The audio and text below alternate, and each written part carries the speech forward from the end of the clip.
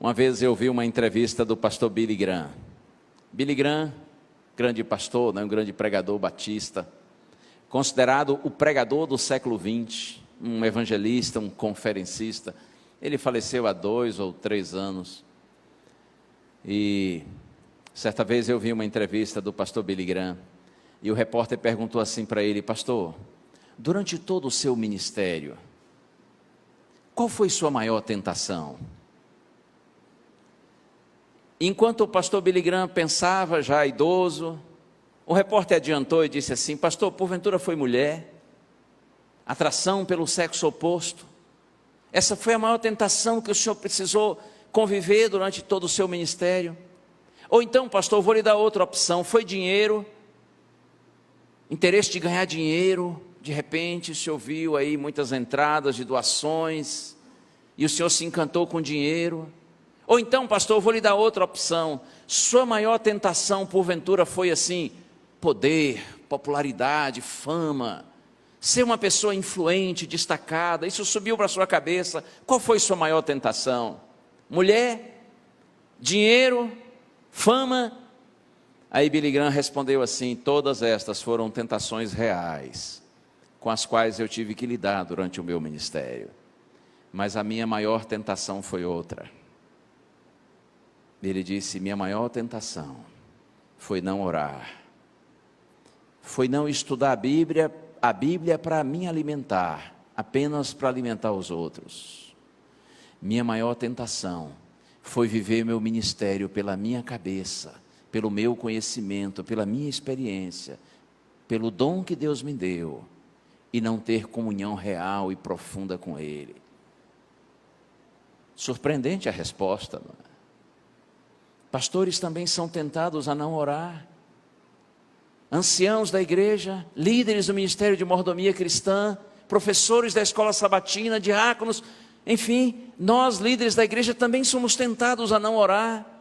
Nós também somos tentados a não nos rendermos à palavra de Deus todos os dias, para nos alimentarmos dela e assim ajudarmos a alimentar a igreja. Ei, nós somos sim, temos que admitir isso. Nós temos que admitir nossa vulnerabilidade.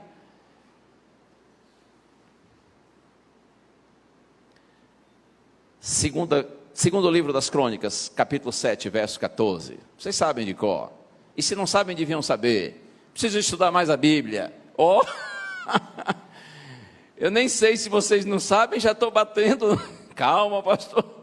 2 Crônicas 7, 14. Lá diz assim: se o meu povo, que se chama pelo meu nome, se humilhar e orar e buscar a minha face, e se desviar dos seus maus caminhos, então eu ouvirei dos céus, perdoarei os seus pecados e sararei a sua terra. Está vendo? Não mereciam apanhar. Perdão.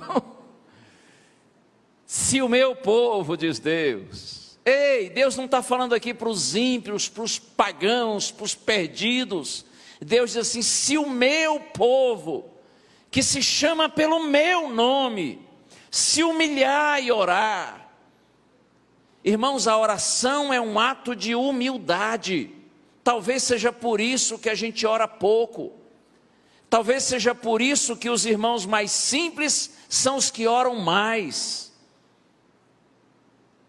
Porque quando você ora, você reconhece sua carência, sua dependência, sua insuficiência. Então é por isso que Deus diz assim: se o meu povo, que se chama pelo meu nome, se humilhar e orar. Porque para orar tem que se humilhar, tem que reconhecer que precisa. Os que oram são aqueles que são dependentes, que não se acham autossuficientes. Se o meu povo, que se chama pelo meu nome, se humilhar e orar e buscar a minha face, e já como resultado disso se desviar dos seus maus caminhos, porque é impossível pecar na presença do Senhor. Quando a gente vive na presença de Deus, a gente vive em santidade.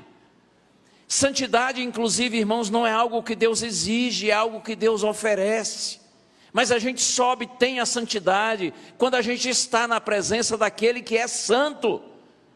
Se o meu povo se humilhar e orar e buscar a minha face e se desviar dos seus maus caminhos, Deus diz assim: então eu ouvirei dos céus.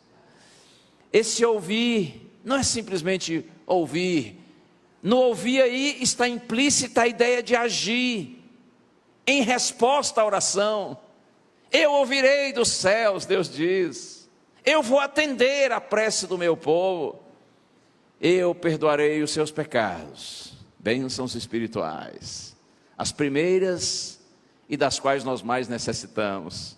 Mas Deus diz assim também: eu sararei a sua terra. Bênçãos materiais, para que a gente possa viver com dignidade.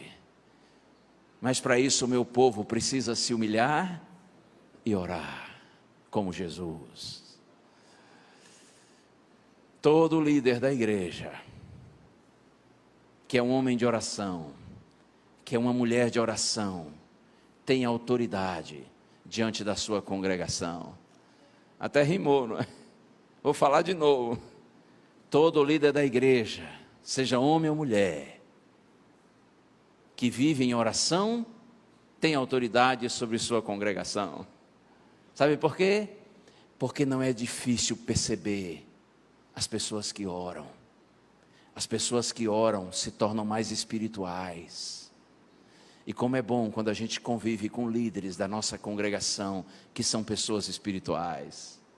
Pessoas que não buscam a sua própria glória, mas a glória de Deus. Pessoas que são humildes.